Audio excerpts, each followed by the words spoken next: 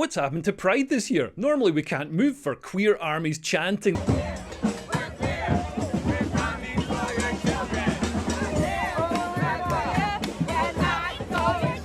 Taking inclusion a bit too far there, guys. Don't include kids. And companies are normally chucking rainbow logos all over their social media and flags on their roofs. Well, in the West anyway. In the Middle East, the logos tend to stay a little more hetero, and roofs are used in a slightly less supportive way for the gay community. And where's the marching? Here's weapons manufacturer Lockheed Martin marching to show that they'll blow your legs off, but they'll respect your pronouns while they do it, and that's real progress. To be fair, they're doing their bit for gay rights by blowing up Iranian leaders and making sure there are fewer roofs to throw gay people off. School children usually spend June buried under a relentless avalanche of rainbows and drag queens, while streets are hung with regimented rows of flags like we've been invaded by gay Nazis. But what's happened this year? Pride parades are cancelled, people are tearing down pride flags, even politicians are pulling this stuff down. Company logos remain resolutely monochrome. School kids are actually learning things like mathematics and physics instead of drag queens teaching them they're born in the wrong body. Libraries are free from government funded dildo monkey butt men teaching them about rimming. It looks like everyone has pride fatigue, or as they say in France,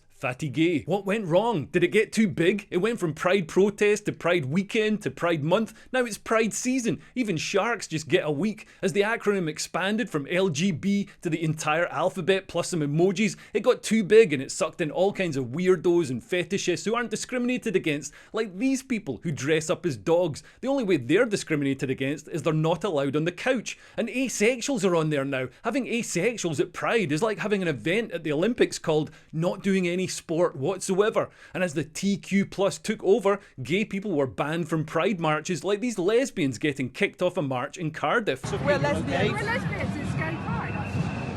Whatever you are at the moment is causing confrontation. I did not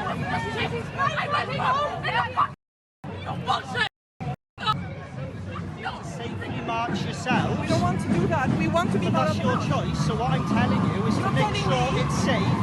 We are going to remove you from the road, and I want you to do that of your own accord. I want to make sure I understand that you are removing lesbians from like LGBT march. Yes, that is what's happening. It became apparent that it's not an organic grassroots movement anymore. Huge amounts of taxpayers' money is pumped into it by our progressive governments, and it became overbearing, with kids prosecuted for riding their scooters on a pride crosswalk. Deliberately making marks and scratch marks with their Lime scooters, like just all around. Several witnesses confronted the group and called police. We're not going to sit by as we watch people deliberately commit a hate crime. You are charged with 1 count malicious mischief. Turco had his first appearance in court this afternoon. Like pride is a new religion, and any blaspheming against it is illegal. I'll dig into this in a moment, but first, a quick message about staying safe on the internet. You know the internet's like Glasgow on a Saturday night. It's full of strange people looking to cause trouble. Thankfully, there's Surfshark VPN, the digital bouncer who keeps weirdos out. Surfshark is an app and browser extension that encrypts everything you do online, meaning nosy governments and creepy hackers can't spy on your browsing habits. And unlike other VPNs, they don't keep logs that they'll hand over to the government because you tweeted a meme that's illegal in Britain. They're actually on your side. And if you sign up with my unique link, you get a tasty 4 months extra free. You can click here. It doesn't just keep you safe from prying eyes. Have you ever tried to watch your favourite show on holiday but they blocked you? Surfshark lets you virtually hop around the globe,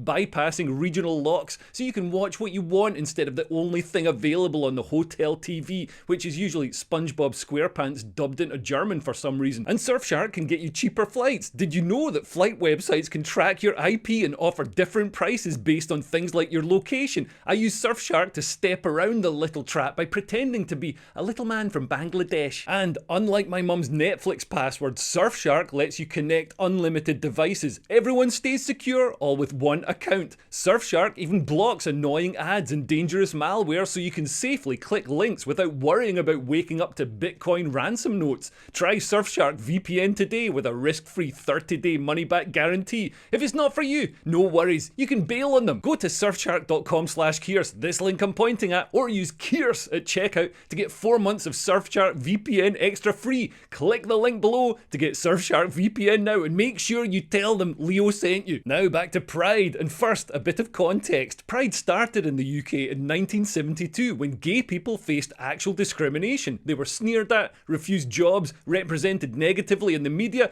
They were very much the straight white men of the olden times. It wasn't like nowadays where heterosexual people feel the need to make up things like non-binary or genderqueer to get some oppression points, and everyone falls over themselves to have the most up-to-date progress flag, which is tricky as it changes every 35 milliseconds. Here's the latest one, which is updated to include neurodivergent people, which is just as well because it gave me a seizure after staring at it for 10 seconds. In the 70s, the right for gay people to gather in public and march was genuinely brave. Bottles were thrown at them and they even got abuse from police on the march, who in those days weren't wearing rainbow helmets and handing out lube. And importantly, Pride was about adult gay people, consenting adults. Look at this picture of a march in the 70s. It was a child-free zone and the fight for equality worked. Gay people got the right to marry and serve in the military. Finally, gay sailors. Equal rights were enshrined in law. Every western city got its own state-sanctioned gay sex sector. And socially, it became much more acceptable. Equality was achieved, but as oppression receded and the battle for equality was won, it was replaced with the modern desire to be a victim and be special, like that mythical guy who killed the dragon but still had the sword, so went around looking for more things to kill. Pride metastasized into fighting for other things.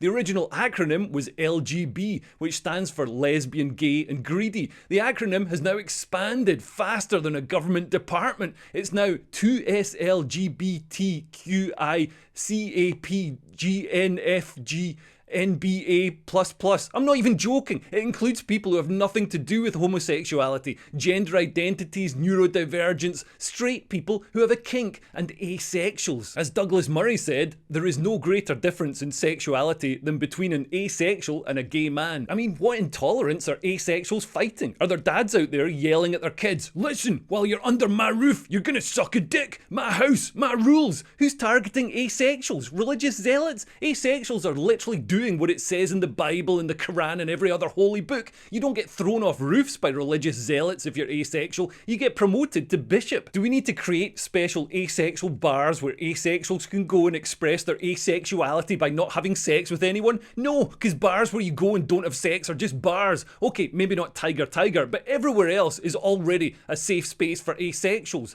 And sexual fetishes like adult babies, human dolls, furries and pups, that's people who dress up as rubber dogs, are lobbying to be recognised as part of the LGBTQ+ community. Look, I don't care what the law says. If a man gets a boner dressing up in a rubber dog outfit, I'm not going to rub his belly and tell him he's a good boy. Also, I'm pretty sure that some of the fun of dressing up as a rubber Labrador is that it's slightly taboo. Don't take that away from them. And gender ideologists bullied their way onto Pride, even though gender identity has nothing to do with sexuality. Gender identity is a feeling, not something you do. And the gender woo-woo cult alienated everyone by making it a legal requirement to address people by their preferred pronouns. There's a big onus on me to use the right pronoun, but surely there should be more of an onus on the people to look like the pronoun they want me to use. Some of these gender goblins just aren't putting any effort in. Why am I having to do their transition in my head? It's not my transition. Sam Smith has decided he's non-binary, so he wants people to refer to him as they, them. But to me, they look like a man, they're 6'2" and they have a beard. And most importantly, there's only one of them, so it feels weird giving them a plural pronoun. I think the least Sam could do is divide into two different people to make it easier,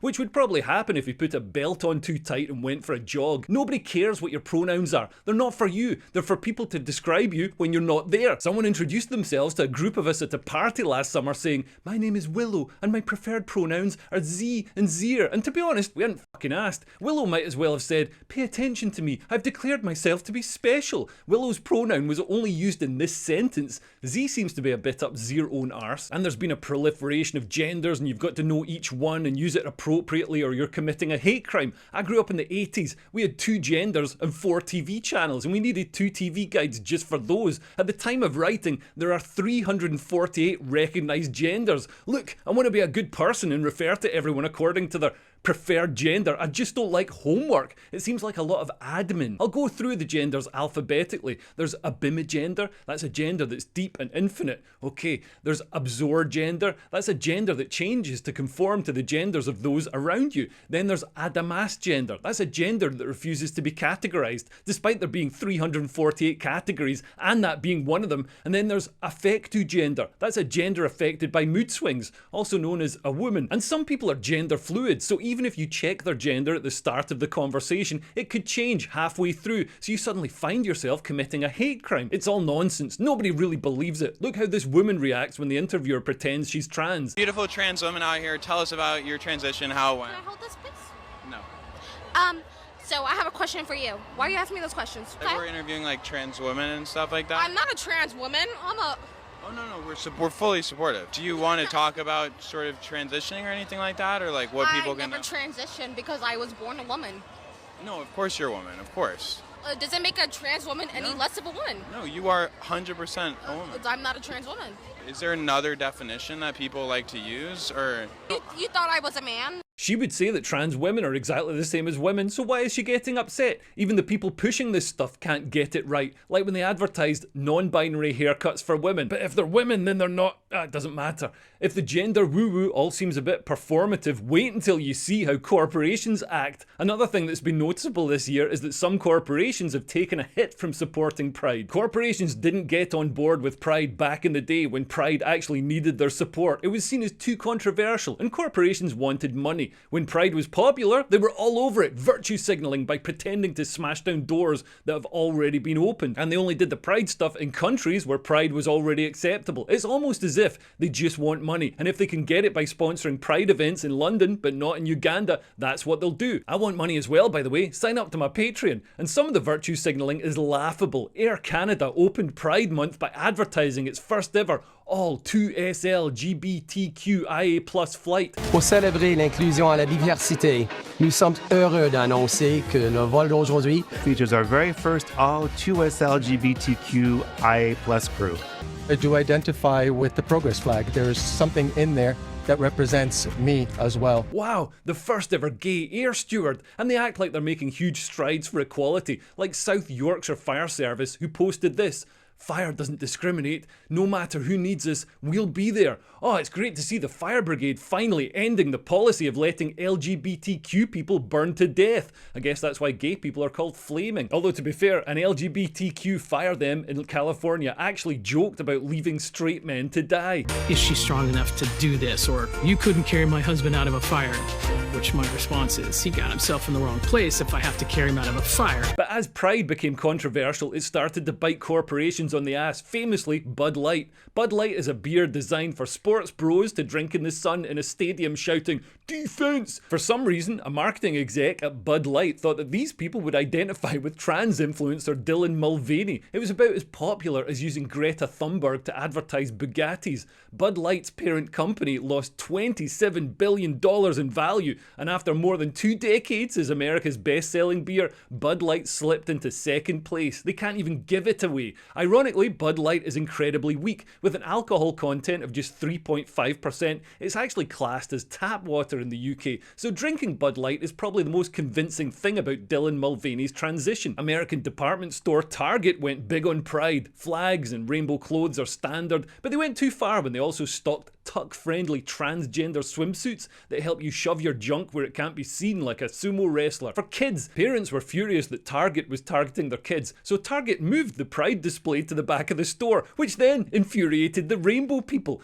Target managed to alienate everyone and lost $15 billion off their market cap. Even butch truck manufacturer Ford painted one of their wagons like a British police car for an appearance at Goodwood Motor Festival, and were resoundingly mocked by the sort of people who buy big trucks. Speaking of Goodwood, Adidas launched a female swimsuit modelled by one of these new women, oof, Jesus, which was condemned by female swimmers Riley Gaines and Sharon Davies with the hashtag Adidas hates women. And what woman wants a swimsuit that's had some ill-looking guy's damp junk stretching the gusset? So while the swimsuit might have sold well in that lucrative, hairy bloke who wants a female swimsuit market, it probably didn't sell as well in the slightly larger female who wants a female swimsuit market. And Ben & Jerry's ice cream was accused of rainbow washing, which is when companies use pride to advertise their products and make money. Frankly, I don't need to know what my ice cream thinks about anal sex. The only way my ice cream should relate to my digestive tract is by being digested in it, not by suggesting I put a fist up it while balancing on a truck driving through Brighton. Building supply store Wickes drew backlash for pushing gender ideology. The boss, Fraser Longdon, seems to think he's running The Guardian instead of a shop that sells hammers and nails, and said that anyone who wasn't on board with gender ideology was a bigot who wasn't welcome in their stores. And he also called 90% of the British public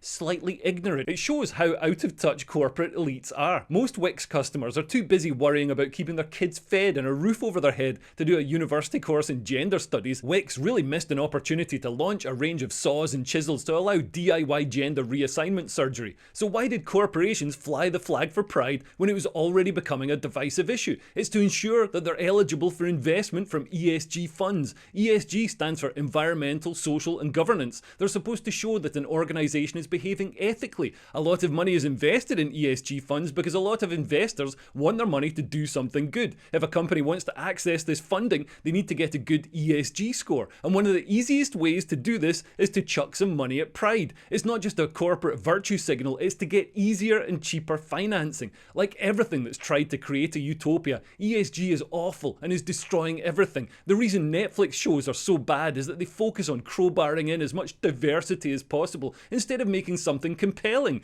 Good content doesn't improve the ESG score, artificially diverse content does. And that Titanic sub company bragged about getting rid of middle-aged white men. When given the high stakes, they should perhaps have been hiring based on merit. ESG doesn't even reflect genuine ethics. You'd think that Tesla would have a high ESG score because it makes the electric cars which are going to save us from a future of warmer weather and fast, convenient refueling. But Tesla has a lower ESG score than tobacco company Philip Morris because they have things like diversity schemes and trans-inclusivity training. A couple of years ago, 40 companies, including United Airlines, Tesco and Coca-Cola, paid up to 240 grand to have their brands splashed throughout London's Pride Parade. Now that the ESG tide is going out, corporate money is pulling away, leaving Pride parades cancelled. And amongst LGBTQ people, there's widespread scepticism about corporate motivations for supporting Pride. A Pew Research Centre survey revealed that 68% of LGBTQ adults believe companies supporting Pride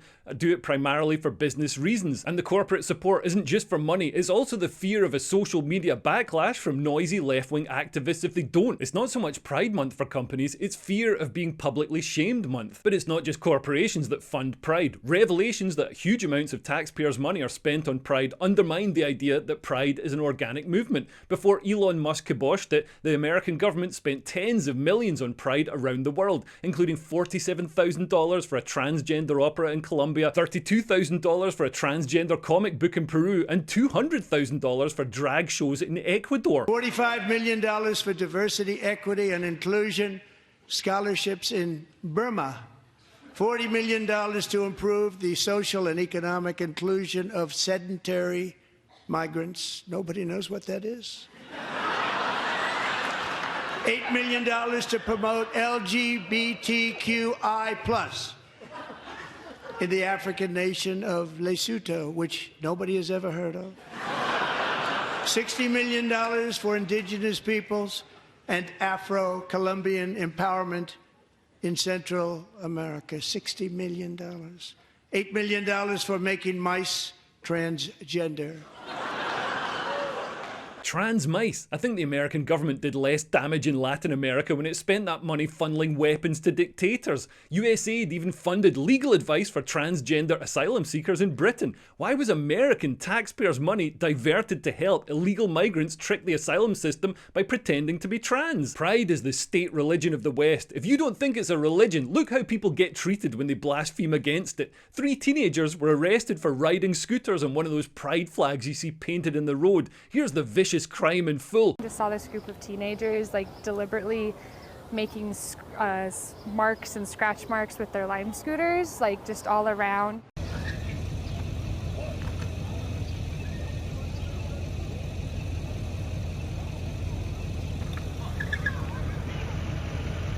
One of them's doing a wheelie. The horror. Several witnesses confronted the group and called police. We're not going to sit by as we watch people deliberately commit a hate crime, like right in the middle of downtown. After looking at security footage, officers arrested 3 teenagers. 2 are minors, and 1 is 19-year-old Ruslan Turco. You are charged with 1 count malicious mischief. Turco had his first appearance in court this afternoon. The judge released him under the condition he doesn't go near the crosswalk or the other teenagers. Prosecutors, though, had asked the judge to set a $15,000 bond since that's how much it costs to repaint the mural. The community really came together to raise the money for them to be able to do it before the parade on Saturday. Now this vandalism just hours after that repaint and only a few weeks after someone else set fire to the mural.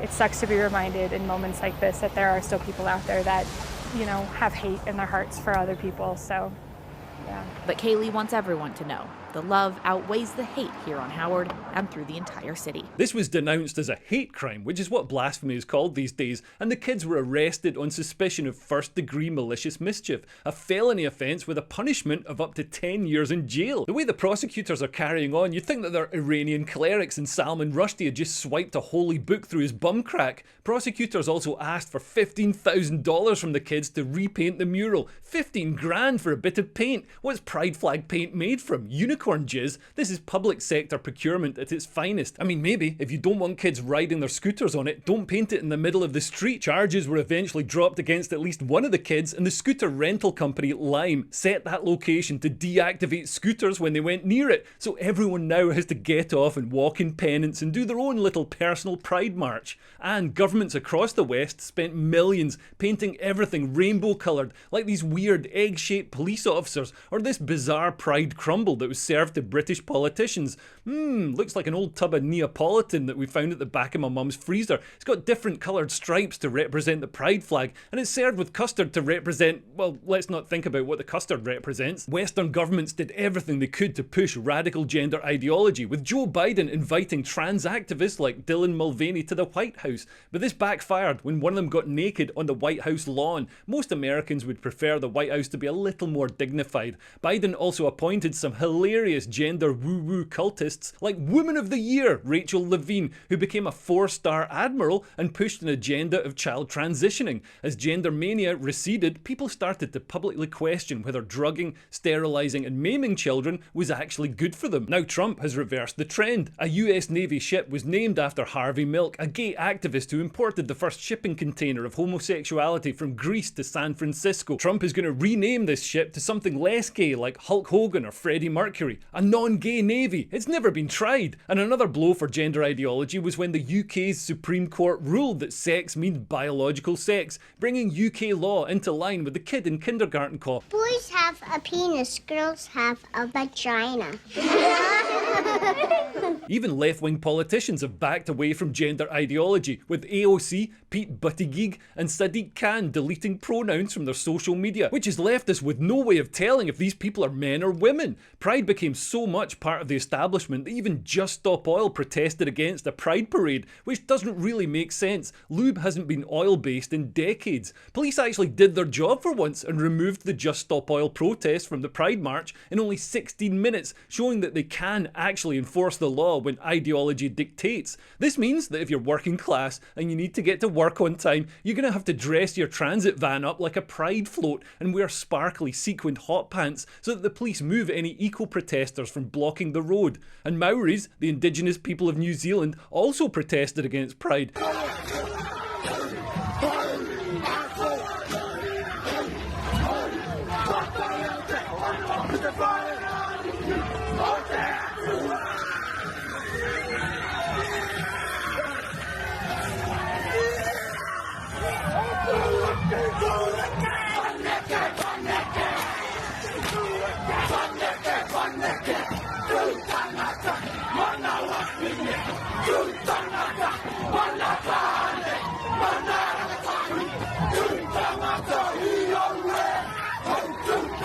creating a terrible dilemma for left-wing people who didn't know whether to support the brown people or the queer people. Which side is higher in the oppression matrix? Oh, if only there's some Muslims here. The Maoris stopped a pride march by doing the Haka, which is actually the only thing gayer than a pride march. Apparently, historically, this is the dance they did before eating people. Oh, you're going to eat me? Start with the penis and work your way around. So the money and the political will is drifting away, but the main reason pride is falling from favour is gay erasure. Great band, by the way. I'm talking about lesbians, gays and bisexuals being sidelined from pride, from the very organisation they set up. Stroud Pride even posted a job ad explicitly excluding gay people. We will be taking extra care not to allow performers who hold harmful views such as lesbian, gay and bisexual views. I swear this isn't satire, this is a genuine advert. Pride was set up because people saw LGB attitudes as harmful, and now the homophobes seem to have taken over. When they say that LGB views are harmful, it points to the friction between parts of the pride movement that have arisen as it expanded to include queer, trans and asexual people in recent years.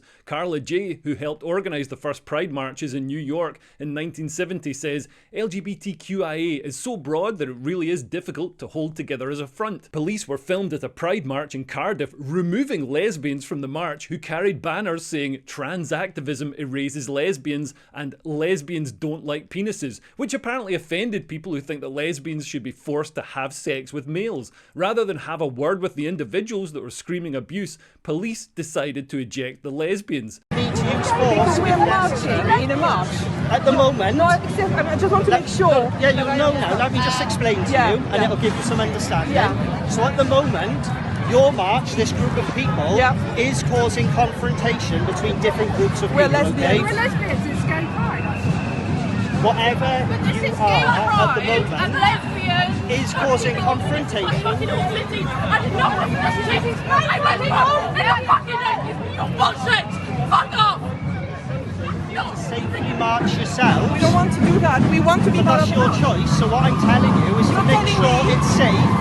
We are going to remove you from the road, and I want you to do that of your own accord. I want to make sure I understand that you are removing lesbians from like LGBT march. So lesbians were kicked off a so-called pride procession, while the rest of the LGBTQIA two-spirit plus crowd, many of whom will doubtless just be heterosexual kinksters, were allowed to stay. Some gay and lesbian people see the current trend for transitioning kids as a form of conversion therapy. It's taking young people who would otherwise grow up to be gay and who often show traits usually associated with the opposite sex, and transitioning them to live as the opposite sex. Parents of some kids who've transitioned have expressed homophobia. In fact, it echoes what happens in Iran, the country with one of the highest rates of gender transitions in the world, second only to Thailand. Iran has an extremely repressive, homophobic Islamic government, although that might have changed by the time you watch this. And they're so homophobic that they subsidise gender transitions for young gay Iranians who get given a choice: transition or be prosecuted as gay and potentially be executed. We're not so different in the West. Staff at the notorious Tavistock Gender Clinic even joked that soon there will be no gay people left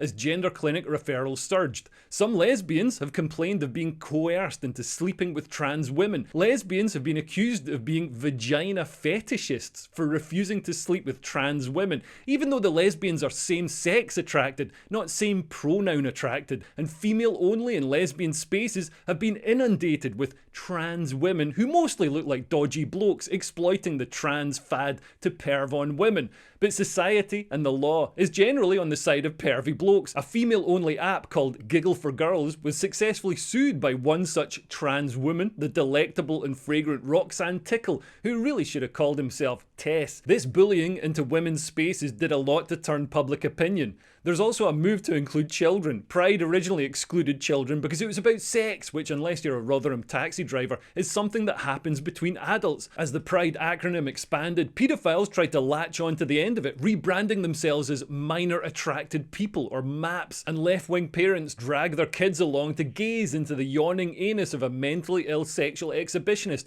I don't understand the rationale of this. I think it comes down to tribalism. Trump says it's bad, so we must do it. I think Pride should stay adult only, not just because it's not appropriate entertainment for a kid to show a nutsack bursting out of lycra, but because Pride is a chance for adults to let their hair down and express their sexuality. If they've got toddlers staring at them, that's going to cramp their style. Most of the gay people I know don't want kids and don't want to be around kids, and one of the advantages of the same-sex lifestyle is that you're unlikely to get pregnant no matter how hard you try. Maybe liberal parents could respect this, and Pride now includes gender ideology, which has nothing to do with sexual intercourse between adults, but relates to what you identify as, so isn't bound by age limits. Let's hear these people in their own words. I want to talk to the kids. Hi kids. Hi kids. Hi kids. Hi kids. Hi kids. Hey kids. Hey kids. Hey kids. I'm Jeffrey, and I am not a danger to children. I am a danger to parents, though. And I wanted to let you know I value you. I thank you. If you have no family, you can be in my family. If you needed to go no contact or limited contacts, I love you very much. Going no contact will feel worse.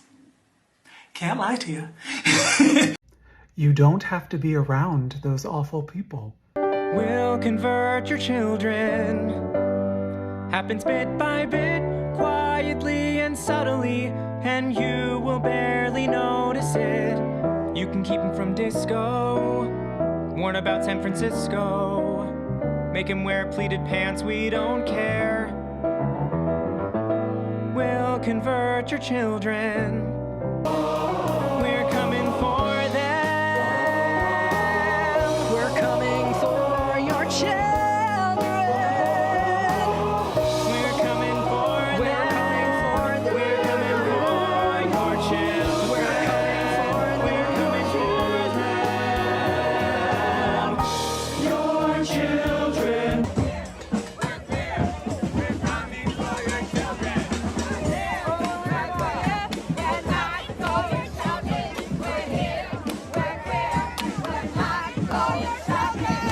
By campaigning for children to have access to gender transitioning drugs and surgery, the gender woo-woo cult are blurring boundaries and suggesting, well, if a kid can consent to transitioning, what else can they consent to? And giving kids puberty blockers preserves the kid in a childlike state until it's technically of age. Isn't that a massive red flag right there? The drugging, sterilising and maiming of confused kids is the child sacrifice of our time. At least the Aztecs sacrificed children to get God to bless the harvest. Lefty parents trans their kids to virtue signal better and appease the gods of the gender woo-woo cult. Maybe the cure for pride fatigue is radical simplicity. Ditch the acronyms and the heterosexual hangers-on and the fetishists and the kiddie drag shows and the rubber spaniels, and stop trying to force it in every orifice. And the way Western society is going, maybe next year we should have a shame month instead. Anyway, if you've enjoyed this video, please share it and subscribe. And if you want to support me making these videos, you can become a Patreon. From as little as £3 a month, you can give me money, which will definitely boost your ESG score, and you get access to special content and stuff. And don't forget to protect yourself on the internet with Surfshark VPN today, with a risk-free 30-day money-back guarantee and 4 extra months of Surfshark by using Kears at checkout or going to surfshark.com/Kears. Okay, thanks for listening. I've been Leo Kears. Bye. Bye-bye.